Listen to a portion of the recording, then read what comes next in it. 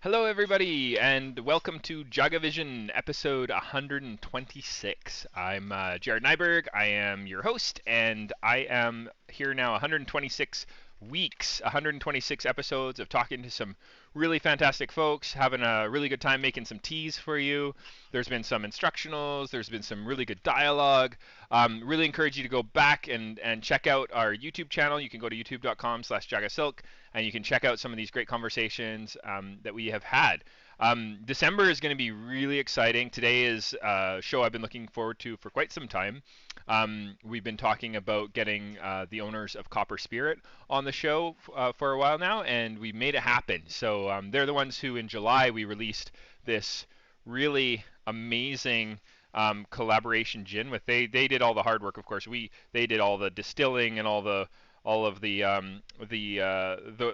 work with the grains, and they're going to tell you a little bit more of that process. And we brought in some of the yuzu and the tencha that they use in that process. So we'll be talking about that next week. We're going to have the owner of Kuzen Matcha joining us. He invented a machine that mills and whisks your matcha for you. It's called a Kuzen. Cuzen. I encourage you to look it up.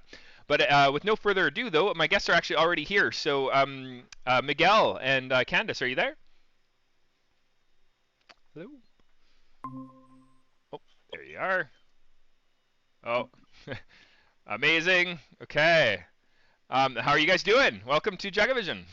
Good, huh? We're doing really well. Thank you for having us. Awesome. Yeah, I'm really, really excited. We had a really good time visiting you in July. Really love your space. It's so beautiful, and your project is so inspiring, and it was really nice to go and see that space. So thank you for having us in We're July. we're so glad you made the trek all the way here. Thank you. No, it was really good times. And for those watching, I was able to go with Steve Schmiller, my guitar player. He's also an incredible visual artist, and we were able to do the Truth and Dolphin music project performance, which is kind of poetry folk. That's kind of really eccentric. And then we had a good time also doing a JagaSilk matcha sort of tasting the next day. But in and amongst all of that was the awesomeness that is Copper Spirit. So we got to try some of those bitters that you guys made, the gin, the spirits. Like it was just it was really really cool. For those who are watching, can you tell them a little bit about Copper Spirit? Okay, so Copper Spirit, we're a family-run boutique distillery. We opened 3 years ago, but it's been about 8 years in the making. And the whole concept is organic craft spirits, the best possible wholesome ingredients that we can possibly find. And it's all made in the spirit of connection so Okay. that we bring people together and celebrate the ingredients and the people and the community here. Right, right. Yeah, no, and you have what are some examples of some of the actually there's a few things about your process that I find absolutely fascinating. But one that hasn't happened yet, but I know it's not even in there, but there's going to be a rainwater thing that's going to happen. Is that this is true? This is still in the works, or is it happening yet already? Yeah, it will happen. We had a few snags along the way, but we'll eventually want to produce everything with rainwater. So it'll be Yeah, like Bowen Island spirits made with the rain that has fallen onto Bowen Island. that's right. But a really cool thing that you do as well is you not only do you use the prerequisite juniper berries for say making your gin, but you also wild forage some conifers. Was it So the pine Doug, or fir? Douglas fir. yeah, we have a happy Douglas fir tree that overlooks the ocean, and we visit it every year. And the family gets together, and the two kids we forage all the beautiful little green fir tips, and they're so sweet and citrusy and delicate. And we make a few things. So we make a soda, and then they're also a really key ingredient in our gin, our Harmony dry Gotcha. gin. I remember Yeah. you had that you also used it in one of your little cocktails that you guys do there. You kind of do this interesting miniature cocktail that makes way more sense if you're waiting to get on the ferry to not So imbibe it just large. happened good to go. Everyone can have a little taste. Yeah, And we use fir tips in our collab gin that we made with you too, with so this. cool. So cool. Yeah. And you use the so that yuzu too. That's I mean, it kind of goes with you guys visited us here in Victoria, and we got talking about just like business philosophy and path forward. Yeah, no, and it felt like a lot of like there was some good resonation there. You know, like that yuzu that we had you guys use. I know Miguel, you were in particularly fond of yuzu, and I believe Candace, you were like, yeah, this is amazing. And, oh yeah, love what you do there, and we were so inspired by all your micro milling and all your fresh botanicals that you bring in from Japan. So yeah, right. it just makes sense. Yeah, I've always been fascinated with the ingredients from Japan, and so it's like you don't run into them very often. And when you mentioned that you had access to yuzu, it's like, oh, right on, let's do something. Right. Yeah. No, that makes sense. Yeah. No, I'm really grateful. I shouldn't say that makes sense. Sorry, I was editing something at the same time as I was speaking to you. But that is actually one of the reasons that we were really excited to work with you is just definitely I think that you're interested in where you get your ingredients, and as are we. And so we were able to team up on that. Yuzu in particular is from a farm in Gifu. So there's it's called Kaminoho, the area, and we bring that in from, it's like an organic farm. We were able to visit in 2019. There's a nice little onsen nearby, and really good eel. There's a restaurant there that just does an amazing. It's so good. If you're ever in Japan and you go, an eel in the making. No, it's good. And then the tencha, I thought it'd be kind of cool to talk a bit about the gin, but also to cup the tencha together. So do you have some of the tencha that we? Yeah, we're all set. We've got our scale here. Sweet. Okay, cool. So what I would do is, why don't we drink the gin after we cup some tencha? How's that sound? Sure. Okay. So what I would love you to do is just measure out 5 grams of tencha into a small bowl. Okay. And then if you're boiling up some water, we're gonna, on top of these leaves, we're gonna measure out 150 grams of boiling water. Okay. And once the water hits, you're gonna press go on a timer. Because when we hit the 1 minute mark, we're gonna start the assessment process. Okay. Okay. So I'm gonna just get 5 grams of tencha. Yeah. Put them in a bowl. Amazing. And then this tencha that we got you is from a farmer named Mr. Takaki. And so the Kaminoho yuzu is in central Japan on the main island of Honshu, whereas this tencha is from a farm in Fukuoka, which is on the southern island of Kyushu. So I'm gonna press go here as I add water, boiling water. And it's going to be 150 grams I'm weighing out. And this is kind of crazy, right? Normally, if you were drinking this to drink, you would not want to put boiling water on it, right? Because it's gonna make your tea taste horrible. But for this process of understanding the tencha, or even really understanding the sencha, you're purposefully bringing out the flaws. This is gonna accentuate the problems that you're likely going to have with the tea.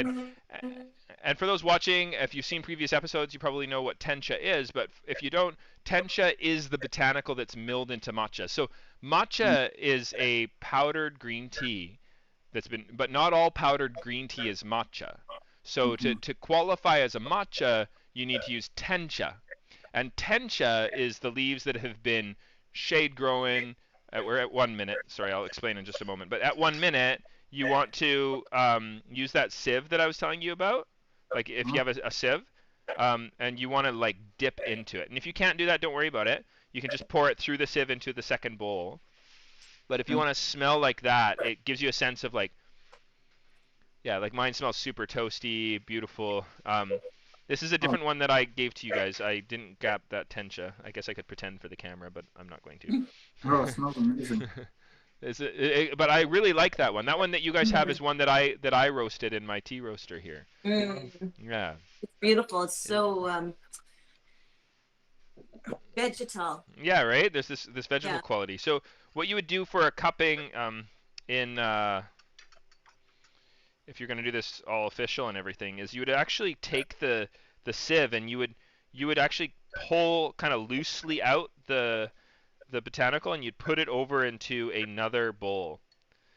So we've done sort of an aromatic assessment, and then at this point you would then take it and you would once you can still have quite a bit of material left in the first bowl, but then you would take a spoon and you would sip from the spoon. So smell the liquid. So they say a dry aroma, so you're going to assess for like the aromatic of the tea before you hit it with water and the appearance, and then you're going to add the water, and at a minute you're going to assess the wet fragrance, and then once you've assessed the wet fragrance, then you can like slurp like wine right out of the spoon, and that's going to like throw the liquid to the back of your throat and access those retro or factory senses, those smelling sensors behind your nose there, so that you can really assess that flavor.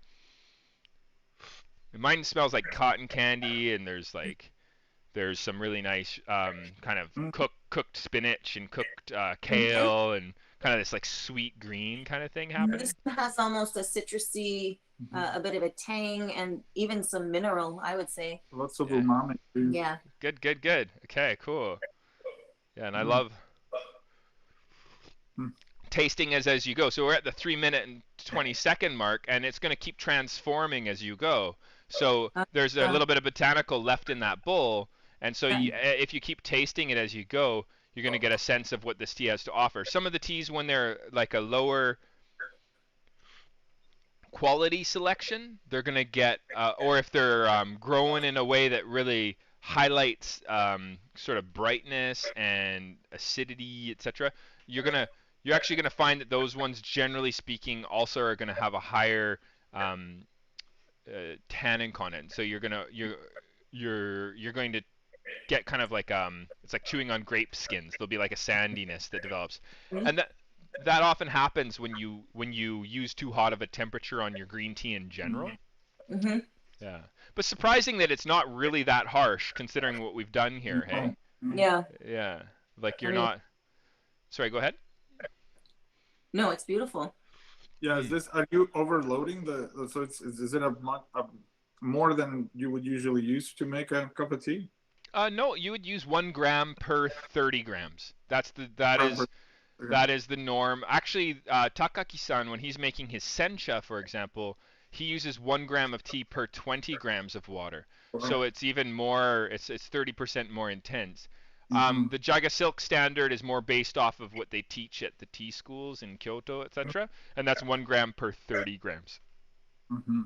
They're going to talk in milliliters, though. I like to weigh my water, but they're going to use volume for water, and they're going to use mass for tea. So they would do, pretty common to have like a 6-gram tea dose with 180 mils of water at 70 degrees centigrade for about a minute to a minute and a half, depending on the tea. So, and the water, really. It's actually amazing how much more flavor you get in a shorter period of time in this neck of the world. Japan's similar water to here, but if you take the same tea over to, say, to France, you got to go with a longer extraction time to get anywhere close to the level of flavor that we get so easily with the water type we have here. Really? No idea. Do they softer water? Is that it? It's a different. They'll call it harder water. Yeah, but I had a guest on who was back in the day from Johnny Bean, who was talking about how actually also one of the old buyers for Transcend Coffee. He was saying that your water needs to have a certain amount of buffer in it so that it doesn't get too acidic or not acidic enough. So if you have too much buffer, which is like bicarbonate, then it'll taste super bland no matter what you do. So you can't filter that out. So the only thing you can do is just mix it with distilled water so that you can at least bring down the percentage of bicarbonate in the mix, and then adjust your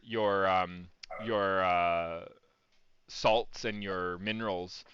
Salt, I guess salts are minerals, but to get it to the right place.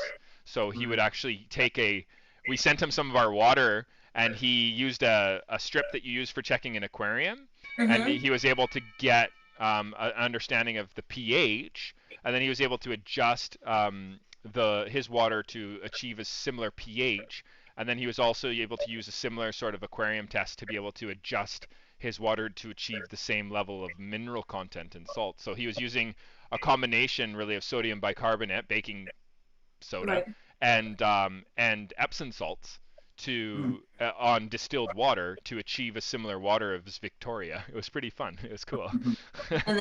And flavors. Great. Because it changes, right? Like the way that our tea, when I visit places, oftentimes, even if they have good filters, it's going to taste really different because of sometimes you can have too good of filters, right? And then you don't have very nice extraction. So. Well, Miguel spent a good process testing out all sorts of different waters, local waters, bringing in different kinds of bottled waters for our final product, and made a big difference. Because your final product, like, it's so good. And this is just for those watching. This is the collaboration gin. I think that's backwards on that camera, so maybe this is better. Okay. So can we see this? There's the label. Oh yeah. There we go. Bring that down. There we go. So yuzu and tencha.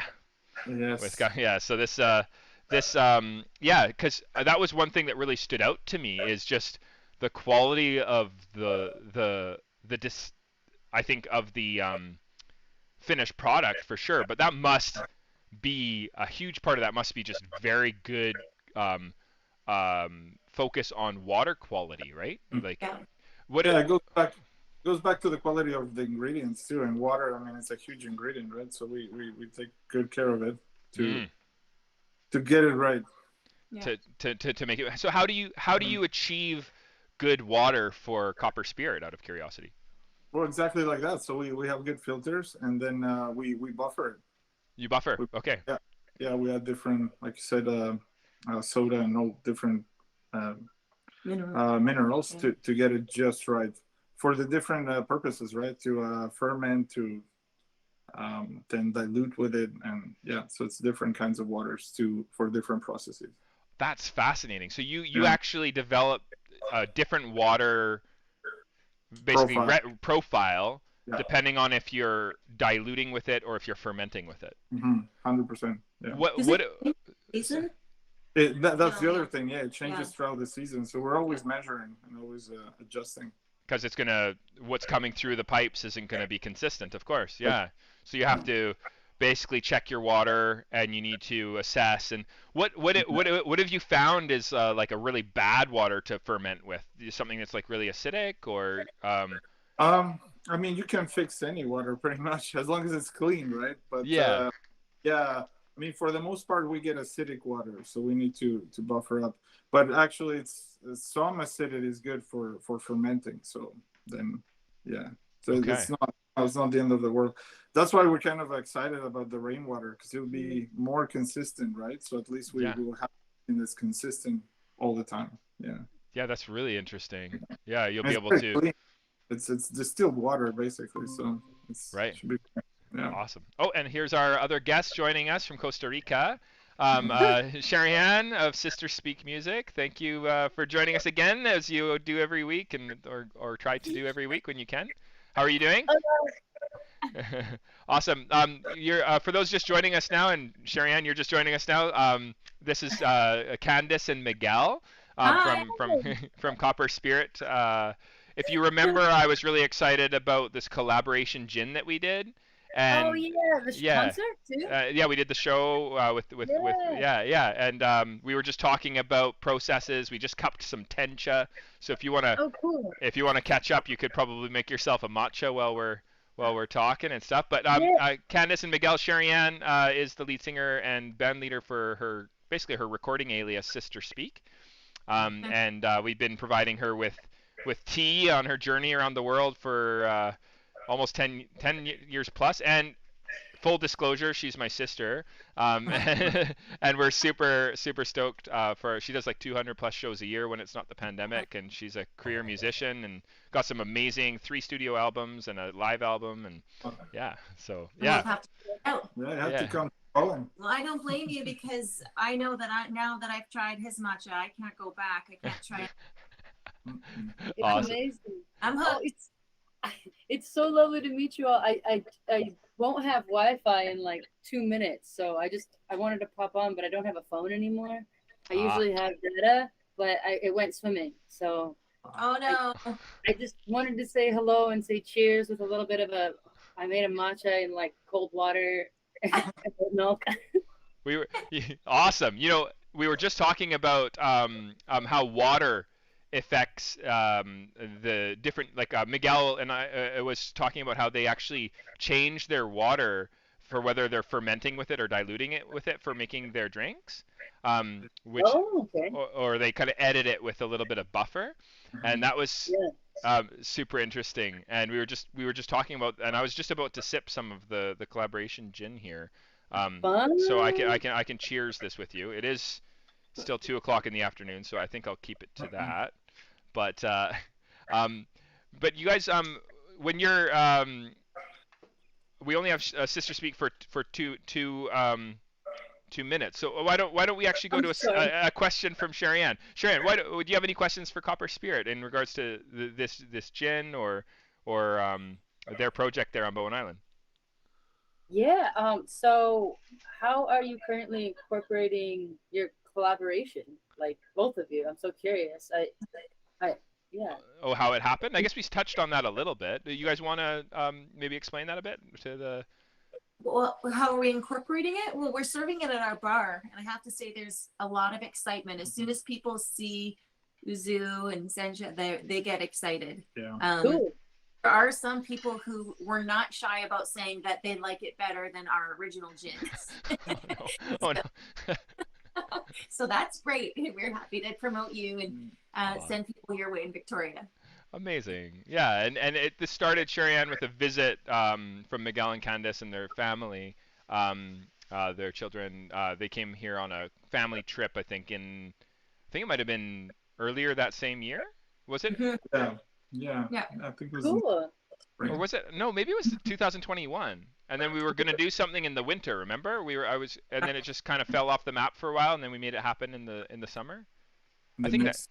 Yeah, you're right. Yeah, thank goodness the hours for the Bug Museum were closed, and so we had some time to kill, and we walked around the corner, and we were like, "What is this?" And he was working away, but we just poked our nose in and started asking lots of questions. Yeah, he was so gracious. He gave us a bunch of tasters and what was the kombucha? Oh yeah, that was delicious.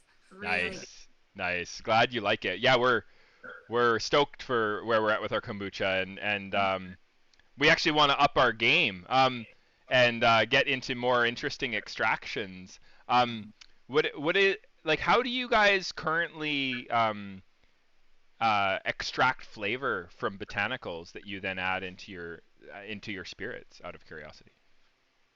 So obviously it depends on the ingredient, but usually if it's something what would you say, delicate, light, like teas and florals for sure. Mm-hmm. So we extract them in low percentage alcohol, so let's say about 40 or so, and then we use a vacuum still to distill that. So a vacuum still, it's distillation under a vacuum, which reduces the temperature needed to evaporate the alcohol. Mm-hmm. So I think I lost them. Oh, lost Sherry-Ann. Okay, she did say she only had 2 minutes before internet would knock out on her. But I appear to have lost all of my guests. That's too bad. Let's see if they come back on the call. Oh, there we go. Okay, hello, welcome back. I think I lost Sister Speak. That might be our goodbye. But Yeah. and you guys were about to explain about extraction processes. But before that, just a pause. Anybody wants to check out the project? She just performed in Costa Rica, and she's actually down there right now. And sisterspeakmusic.com is where you want to go check out the music. And you can also go on Apple Music and Spotify or any of your favorite streaming services, and you can look up Sister Speak. And there's should be 4 albums that you can Awesome. peruse. And the artwork, by the way, on 2 of the albums is actually by Steve. Awesome. Yeah, so you can see some of his artwork on the covers. So yeah. Anyway, so let's continue. You were explaining about how you extract, and you were saying the more delicate stuff you put through a vacuum distiller. Can you explain what that is for those that are watching? So a vacuum still, you pull a vacuum on the whole vessel where you heat the mix to be extracted. Everything, the whole path is under a vacuum, so that allows you to reduce quite a bit the temperature at what it distills, right? So then you're not overheating any of it. So it's kind of like tea, right? If you put boiling water, you kind of destroy it a bit. Same with this. You lower the temperature of your distillation, and that lets through much lighter, much more delicate flavors. It really preserves the integrity of those flavors. Interesting. Yeah, I often talk to my crew here about how when we are making tea, we're curating flavors, because there is so much more in the botanical than we're actually allowing to release, and so we're sort of manipulating that process through sort of control over the amount of tea we use, the amount of water we use, the temperature, extraction time, all that stuff. But you're adding to that equation, of course, by you're not using water, you're using 40% alcohol, you're putting it into a closed system so that it's extract even more flavor. So you must be able to get away with using a lot less to produce a lot more because of the system that you use, or is that a mistaken understanding? It's the same thing, right? Like sometimes people don't have enough tea, right, to extract the flavors. The same for us. It's always the play between like, well, how much is too, and we try different ratios. Right. Different ratios, different percentages of the alcohol. That also matters. Right. And and then time of extraction as well. It's all in there. I wish I had a scientific method where I could say I'm not wasting any botanicals. Like I'd really like to dial that in, but right now, trial and error. Very hard to do. If you get you get too greedy and you want to like squeeze it and all that, then all the bitterness comes out usually. And it's not good. Yeah, the slower. I'm a big believer in slow but sure. And one of the things we do for our kombucha is we actually do a very slow cold extraction. There you go. And cold water, talking about curating flavors, it pretty much focuses on fruit and florality. And you don't really get any of the tannins, or my brewer often corrects me and says they're actually pseudo-tannins because they're not real tannins. But anyways, we call them tannins in the industry. But these tannins are not as dominant when you use this cold water. You can sometimes get them, especially if they're just really accessible, very easy to get tannic in the first place.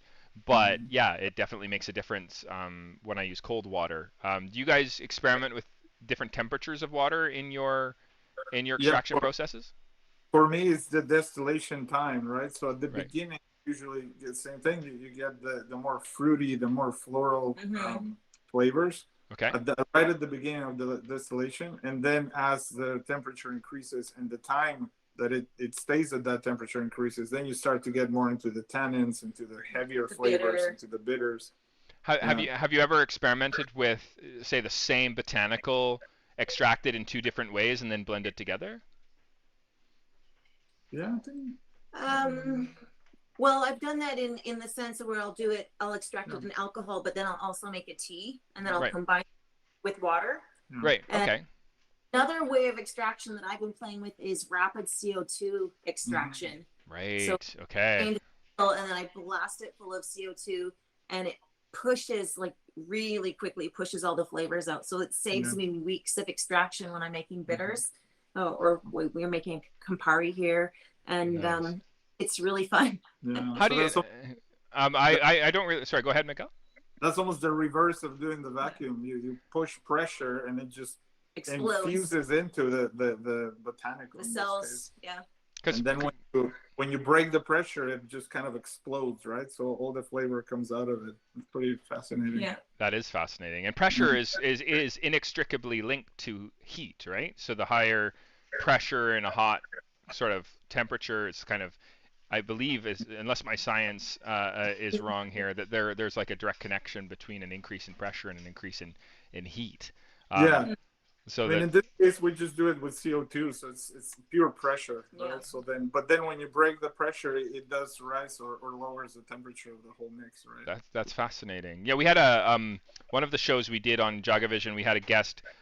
He wrote really cool book on different kinds of botanical extractions, but he runs a company called the Herbal. So it's like herbal with an extra L. And he look that up. Yeah, and he's an incredible herbalist, and he was talking a lot about carbon dioxide or CO2 extractors, and that is definitely something that I haven't played with. But you guys also have, we were talking about like a vacuum distiller, but is that connected or the same thing as a closed loop extractor, or is that different? Like we remember I was going to send you guys some samples of some teas, and you're going to put it through an extraction system as a gesture of not a gesture, but as just a really nice thing to do for us, so that we don't. Sure, yes, What was that? That was a closed loop extractor. That is that. We don't have one, but we know of somebody that does. But it's I see. Okay. So that one works when CO2 is in liquid form. You can also extract with that liquid, right? So then you need temperature and pressure at a specific amount so that it stays liquid, extracts from the the flavor, and then evaporates off, leaving only the flavor. Interesting. So it's quite a different process, I guess. But at the same time, it extracts different things completely from alcohol and from water. So it's very interesting to play with that. I've had some really challenging times with carbon dioxide. I was trying to bottle I've been making a cold brew tea that has it's not a fermentation, it's just a cold extraction that we then put into a champagne bottle that I brought over to you guys, right? Yeah, and I was pretty stoked about the one we gave you guys, but we bottled that using an old school racking cane. But we wanted to kind of improve on the efficiency of the system, so we did a bigger batch, and then we used CO2 gas to push it through our bottle filler. But then when we had the finished product, the CO2 gas, because it's carbonic acid essentially, added to the acidity of the finished product, and it just killed the aromatic, killed the finish. And I wasn't happy to sell any of those bottles. But when we switched to a more inert gas like nitrogen to push it through and bottle with that, suddenly we had a product that we were really happy with. How do you get around carbonic acid impacting the end flavor of your extraction if you're using carbon dioxide, sort of like a CO2 extractor, or does that? Maybe I just don't understand how it works. That there is no issue there, or I think what you're working with is a really delicate flavor. Your tea is such a delicate flavor, but often if I'm not using CO2 for the sodas that I make, I miss that acidity because I do add a lot of fresh citrus, like hand-pressed lemon or lime or orange or whatever I'm working with that day, and it just it's almost like it totally complements it. Okay, so you use it as part of building your flavor structure for your cocktails. But nitrogen will give a much more delicate, sweeter flavor. Okay. Yeah. Can they'll use nitrogen for cold brew for coffee, for example, because coffee is already quite acidic. Right, and you don't want to add to that acidity. Exactly. Yeah. You add almost like creaminess to the we've seen people roll their nitrogen infused coffees because it doesn't naturally submerge into the liquid, right? So you have to do a physical agitation to make that process happen, and then you get that really creamy Guinness like right, mouthfeel, right? smaller bubble too. Yeah, which is nice. It's really pleasant. So we've been doing that nitrogen bottling just so that we don't break apart the volatiles and the more delicate flavors that we're trying to really bring forward in our cold brew tea. But yeah, we'll have to come. We need to make a trip over. yeah, for sure. It'll be very exciting. We're doing some big changes here. We're opening up as soon as the city will allow. We're going through a permit process to get JagaSilk Tea Lab going. So there'll be an education space and kind of an area to do our fermentations and yeah. But we just gotta build it very carefully so that we're meeting the needs of the city of Victoria as well. We have our dream, and then we have their dream, and we just got to somehow make that cohesively work. So you know that all well. That was my nice way of saying bureaucracy. Yeah, right. Yeah, but we're yeah, we're figuring it out. We're figuring it out. Okay, so when you make this collaboration gin, when you were extracting flavors from the tencha and the yuzu, did you use the same extraction technology for both the tencha and the yuzu, or did you change the way that you extracted? Or do you have plans to maybe experiment with that if you do make this if you do another kind of version 2 of this project? Yeah, I think for me it would be more experimenting with the amounts and the way we. First of all, the extractions just to make it optimal, and then the distillation. I want to pick out different fractions from the distillation, and like you said, maybe combine them in a certain way, more blending going on. I think that'd be really interesting. Yeah. There might be a way to pull out lots of umami, and then in a different temperature or a different percentage of alcohol or a different water type, you may be able to pull out more of that, the florality that the tencha brings to the table. Exactly. I imagine it's the tencha that's the most challenging ingredient to work with. And Yes. But the yuzu was actually quite subtle too. So What's that? didn't we end up doing some rotovape extraction and then we just did a pure extraction and threw that right in too, right? Well, no, because it would be green. Oh yeah. Yeah. So the other challenge, I guess, is to keep it transparent, right? So you cannot do a straight up infusion if you want to have a clear product. Yeah. Because that's really beautifully clear. I don't know if we thought about maybe making it green, so actually putting the infusion right in there, and maybe that's something we should experiment. Making actual tea with water, extracting with water, and then extracting with alcohol, and then combining them. Let's see. Yeah, that might be really interesting. Now, if it's the green is coming from the yuzu, then amazing. But if it's ever coming from the tencha, that oxidizes pretty fast with UV rays, and it will turn brown. So it might be good to be wary of that. And then, sorry, go ahead. Even in alcohol, you think? I don't know. I haven't really. I would imagine there's going to be a greater preservation in alcohol, but I don't know. I have seen it be very volatile though, and you see a very quick degradation of the umami is the first thing that disappears. And then the second thing is going to be a transformation of that sort of fresh cut grass smell into something more like a dry hay, which is oxidation for green teas.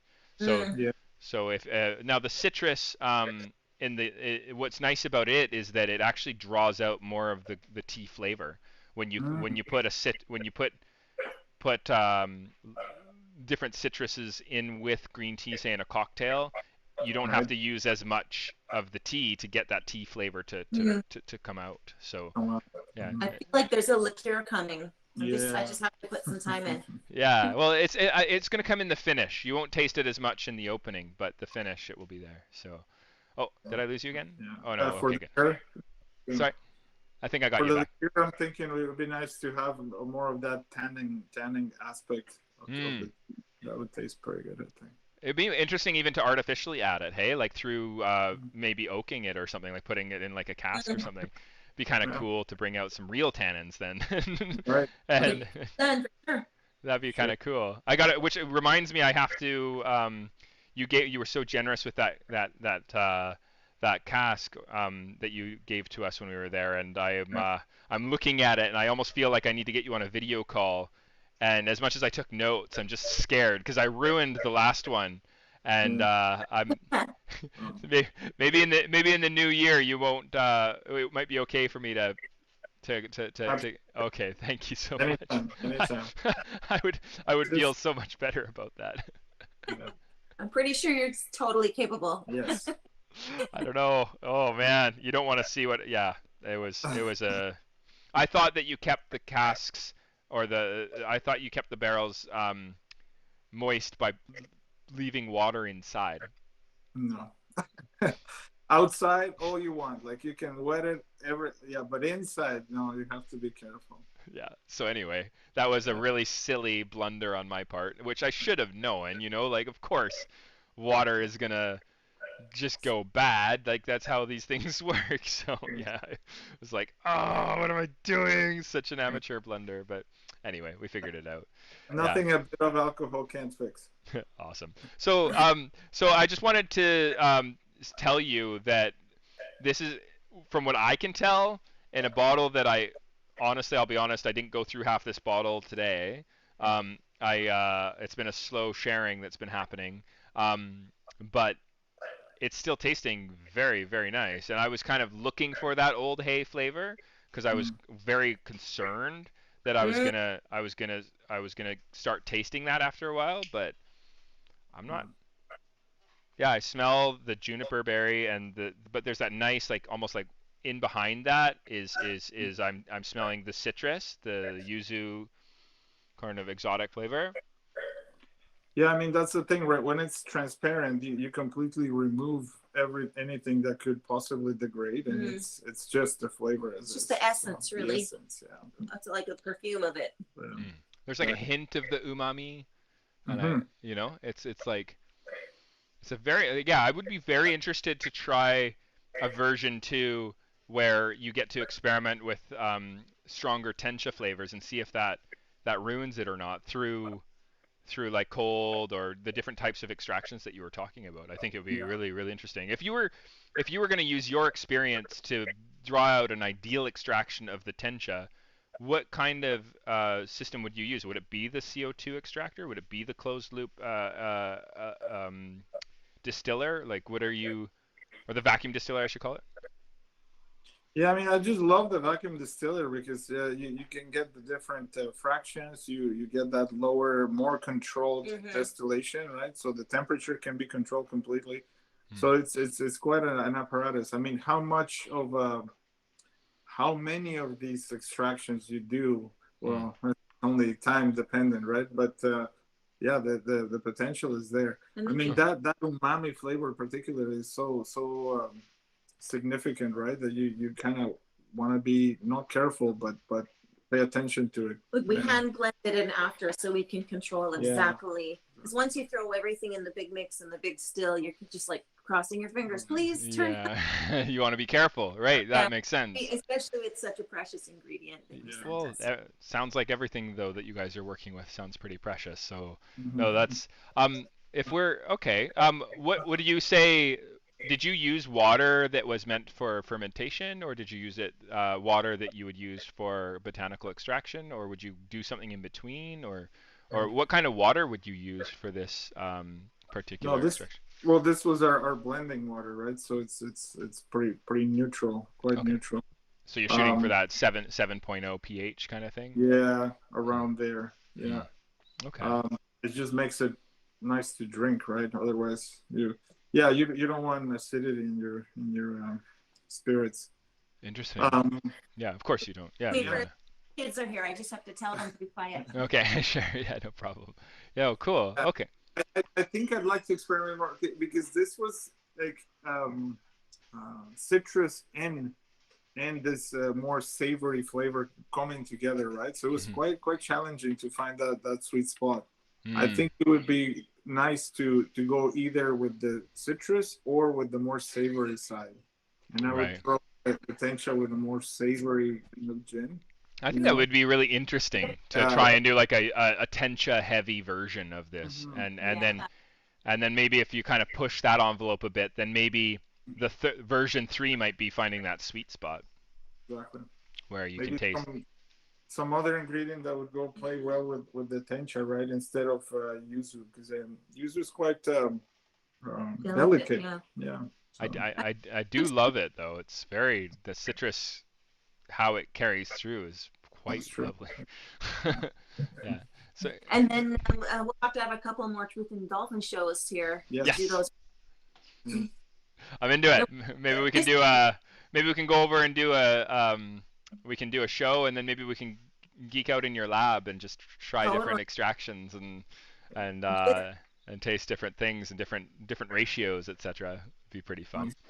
Just the other day, someone who was at the show randomly came up to us and said, "Hey, remember that matcha, the show with the release? That was so good."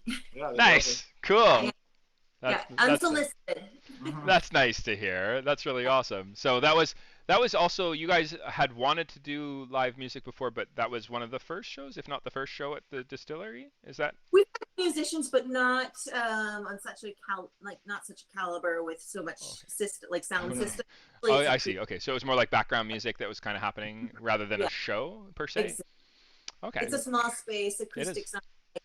You know. We're kind of acoustic, but it's. Yeah, you sounded quite. Oh, quite fantastic. Well. Well, thank you very much. Yeah, no, that was we're actually working on the second album, so we're about halfway through. But I always joke that we move like a glacier. So both the company and the band, it's just it moves. It's just really slow. Beautiful slow extraction. That's right. You know? Oh, and like I think I said to you at the show, I'm always like, whenever we're gonna do a special event, we get up to it and we're like, oh man, I can't believe we're doing this. I'm like, and then when we actually do it, it's like, wow, that was awesome. I'm so grateful and glad that we did, you know. So yeah. Yeah. No, and it was awesome. It's like a life memory, that show at your guys' space. So and making that trip, and you know, our first time on Bowen Island, and seeing your beautiful space. And I guess people can't really see your space right now on the camera, but it is. Do you have like guests there right now and you can't show them, or is it possible to show them a little bit about your space? Upstairs. Oh, are you upstairs? Okay. Yeah, we're upstairs in our lab. So okay. This is where I do all of bitters and flavor work, and then our lab looks down at our beautiful still. Oh yeah, I just love that. It's just amazing. There you go. And then through the glass doors, it's hard to see, but down there. That's the bar. That's the lounge. Yeah, the tasting room. The tasting room. Yes. Amazing. Yeah, that's so cool. Yeah. Okay, cool. Well, I really appreciate you guys making this gin together. I really enjoyed my trip over there. We're kind of coming to the end of our show today, but did you guys have any final questions or thoughts or anything that you wanted to say before we close things off? We're just so grateful that we met you and got this experience of collaborating and, you know, putting this service out into the world and providing joy for people. And likewise. Yeah, very grateful. both the first of many. The only thing I'm not too pleased about is this expensive matcha habit I have now. Nice. That's awesome. But we have a beautiful routine. He has like the best technique for whisking. So sweet. Okay. He makes me matcha every morning, and that's, you know. Awesome. Love, so I think of you every day. Wonderful. That's lovely to hear. Yeah, no, this is going to make some nice we've had some really nice drinks with friends with this lovely gin, and some of your other creations, your bitters, your spirits, and around the corner I think you have, if not already, have released an official, was it whiskey, or I can't remember. Coming up. When is that? When have you hit that required amount of time? Yeah, so we hit that in November. So the end of November, that was 3 years exactly. So then now any day, I mean, we're waiting for labels and waiting for the registration and all that, and it should come out before Christmas. Can I order one? Like, how do I get one? How do I order one? Can I just like email you, or okay. And then, amazing. And if somebody watching is like, wow, I want that. And can you explain why that's so special, the 3-year thing? It's just the rules of Canada. So if you want to call anything whiskey itself, if you want to write whiskey on the label, you have to have it aged for 3 years in oak barrels. That's the rule. Whiskey law. So, okay. Well, we've made it. And you've made it to that 3-year point. So that's super exciting. So your first year where you can officially put whiskey on the label. Okay. That's awesome. Cool. Well, congratulations. And I guess people can go to where they can go to copperspirit. Is there anywhere, like, say, if they're in Victoria or on the mainland, where they can get your products? You can just order them online, and we'll ship it anywhere, anywhere in Canada. Okay. Yeah, so we'll announce it on Instagram. We'll announce it on the website. And so, yeah, pretty soon. Or make that trip over to Bowen Island and see you in person at your beautiful bar. Yeah. Tell us that Jared sent you, and we'll make a special cocktail for you. Amazing. Cool. All right. Tastings too. Yeah. And I'll be sure to send you guys some matcha as well. Now that I know that you're drinking the powdered stuff too, I'll have to send you some of the new roasts out of the finish firing machine here, and also some beautiful competition grade matchas too. So yeah. Amazing. You left us quite well supplied last time you were here. Very generous. Yes. Awesome. Cool. All right. Well, thank you so much. And copperspirit.ca, that's where. Yeah. And what is your Instagram handle? It's just the same. Yeah, at Copperspirit. Yeah. At Copperspirit. Okay. And some beautiful, beautiful art I've seen. I love your bottles. I love your story. I love everything that you do. So thank you for being such a great inspiration. And I will. I'm sure we will catch up soon. Thanks so much. I hope so. Yeah. Okay. All right. Thanks for having us. That was so fun. Awesome. Thanks, guys. Take care. Bye. Bye. Okay, so that was our guests, Miguel and Candice, joining us from Bowen Island. The company again is Copperspirit. What a wonderful couple, and we had a really good time when we were visiting them in July, doing the release with the band and the matcha tasting and this whole event. We look forward to doing more with them in the future.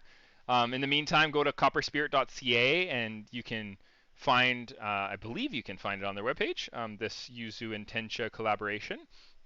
You can also go to visit them in person. Go to Bowen Island, say hello, and like Candace said, say Jared sent you. JagaSilk sent you. Yeah, gratitude. My wife and I and Steve, my guitar player, had a fantastic time over there, and I highly encourage it. So anyhow, that comes to the end of the show. I really appreciate you watching today. I'm Jared Nyberg. I am the co-owner of JagaSilk, and I look forward to seeing you next week. We're going to have the owner of Kuzen, Mr. Eijiro, I think his last name is Tsukada, or Tsukuda? Tsukada, I think. And he invented an incredible machine, and it is a little unit called a Kuzen that both mills your tencha and whisks it for you using magnetic technology. And it's something that works kind of like a coffee maker, but for matcha, that you can just have in your kitchen.